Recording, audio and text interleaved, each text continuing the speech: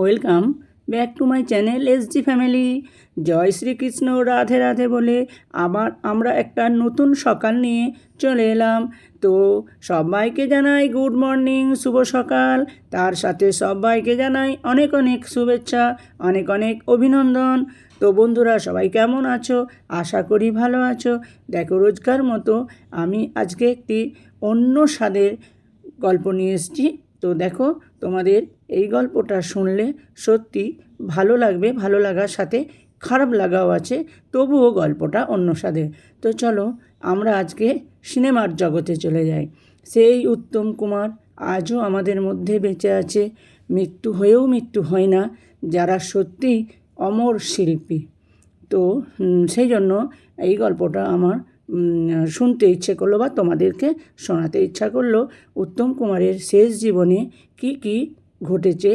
অনেকে অনেক কিছু জানে, তো সবাই তো আর সবটা আমরা জানি না। সে কারণে দেখো, তোমাদের শুনে ভালো লাগবে, কষ্ট হলেও ভালো লাগবে যে একটা ঘটনা শুনতে পেলাম। কষ্ট তো আছেই, তো মৃত্যু যখন আছে কষ্টও আছে, তবুও আমাদের কাছে উত্তম কুমার চির উত্তম কুমার হয়েই বেঁচে আছে মনের মধ্যে। সেই গান, সেই অভিনয় সত্যি ভোলার নয়। তো দেখো বন্ধুরা, কিছু ভালো অভিনয় দিয়েও মানুষের মনে আজও উত্তম কুমার বেঁচে আছে। তো সেই জন্য আমাদেরও উচিত অন্তত কিছু ভালো কাজ করে আমাদেরও যেন মৃত্যুর পর কেউ নাম করে, এটাও আমাদের করা উচিত। সবাই তো আর বোঝে না, তো কিছু ভালো না করতে পারো, মানুষের জন্য ভালো ভাবো, ভালো চিন্তা করো, ভালো ব্যবহার করো, তাহলে দেখবে মানুষ মৃত্যুর পরও একবার দুবার হলেও নাম করবে যে হ্যাঁ, এই মানুষটা ভালো ছিল। তো সেই জন্য আমাদেরও সববারই উচিত সবাইকার সাথে ভালোভাবে মিশে চলো, তাহলে অন্তত মানুষ মনে রাখবে যে হ্যাঁ, মানুষটা ভালো ছিল। তো দেখো, আজও উত্তম কুমার আমাদের কতজন বলো তো, হাজার হাজার লাখো লাখো মানুষের মনে উত্তম কুমার আজও বেঁচে আছে। সেই অভিনয়, সেই গান। তো সেই শেষ দৃশ্যে কী হয়েছিল, জীবনের শেষ দৃশ্যে আমরা চলে এলাম, সিনেমা শেষ দৃশ্যে তো বটেই, জীবনের শেষ দৃশ্যও আমরা আজকে দেখে নিই। চলো কি কি ঘটেছিল, তো চলো দেখো।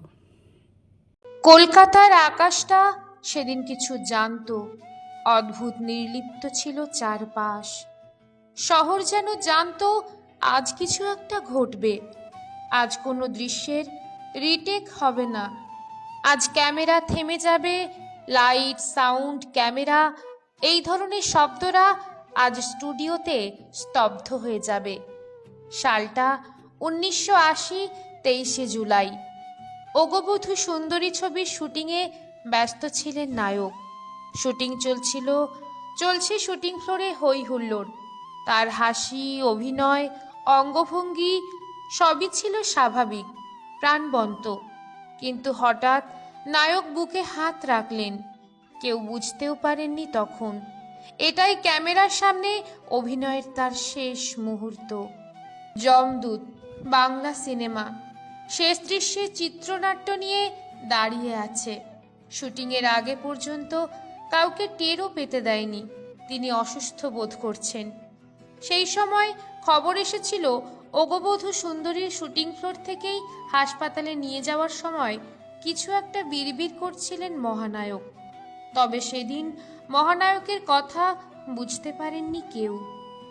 বেলভিউতে নিয়ে যাওয়ার পর ডাক্তার সুনীল সেনের তত্ত্বাবধানেই দ্রুত শুরু হয় চিকিৎসা। তখনও অস্পষ্টভাবে কিছু একটা বলে চলেছিলেন উত্তম। সালটা 1980, তারিখ 23শে জুলাই।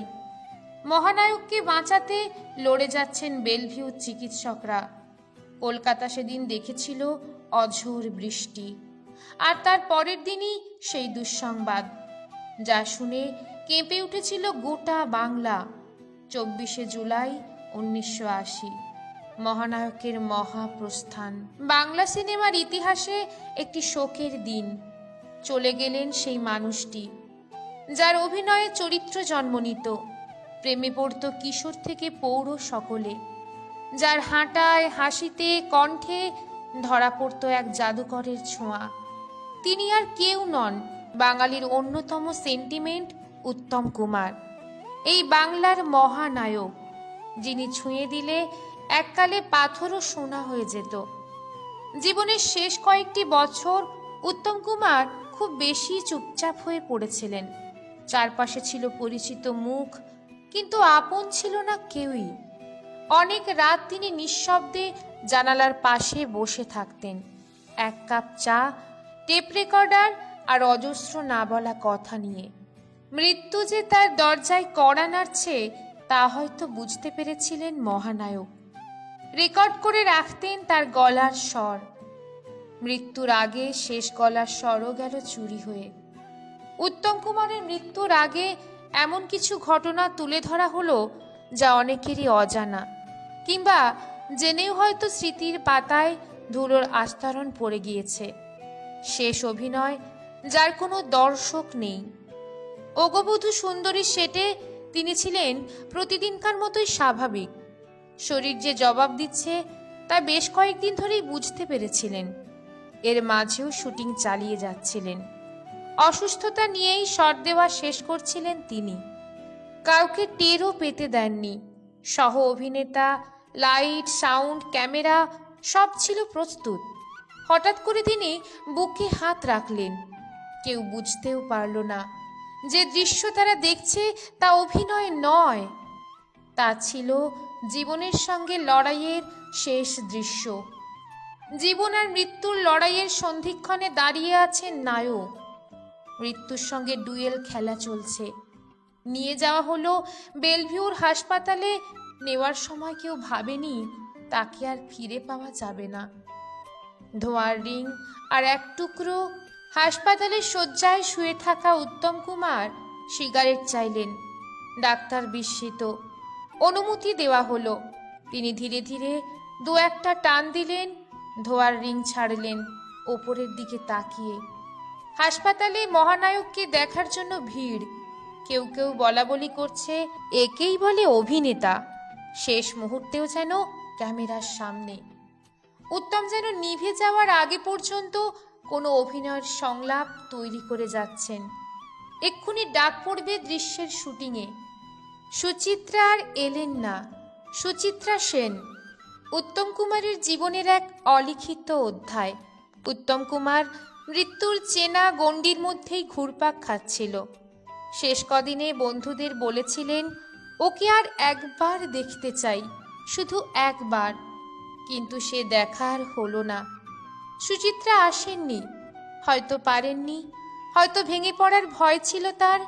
অভিমানে নয়, যেন শেষ দৃশ্যের সমাপ্তি যেন নিজের চোখে দেখতে না হয়। শেষ কথাগুলো যেগুলো আজও কাঁদায়। উত্তম কুমারের মেকআপম্যান বশির আহমেদ এই বশিরের কাঁধে মাথা রেখেই বলেছিলেন, মানুষ আমাকে ভুলে যাবে বশির। এই একটি কথাই যেন বাংলা চলচ্চিত্রের সবচেয়ে মর্মান্তিক সংলাপ হয়ে রয়ে গেল। কিন্তু কে বলবে উত্তম কুমারকে মানুষ ভুলে গেছে? প্রতিটি রেডিওর পুরনো গানে, প্রতিটি সাদা কালো ফ্রেমে, প্রতিটি দর্শকের বুকের গভীরে তিনি আজও আছেন, থাকবেন হৃদয় জুড়ে। শেষ রাতে শেষের কবিতা। হাসপাতালের বিছানায় শুয়ে শেষ রাতে পড়ছিলেন রবীন্দ্রনাথের শেষের কবিতা। পাশে পড়ে থাকা খোলা বইটা যেন বলে যাচ্ছিল এই জীবনেরও কোনো শেষ নেই। যতদিন প্রেম আছে, স্মৃতি আছে, বাংলা সিনেমা আছে, ততদিন তার সাথে আষ্টে পৃষ্ঠে জড়িয়ে আছে উত্তম।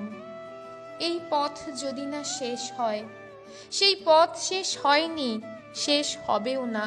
কারণ উত্তম কুমার বেঁচে থাকেন শুধু রিলের ভেতর নয়, আমাদের চোখে, কান্নায়, আবেগে, অনুভূতিতে এবং এক অনন্ত ভালোবাসায়। বাংলার প্রতিটি ঘরে আজও মিশে রয়েছে উত্তমের স্মৃতি।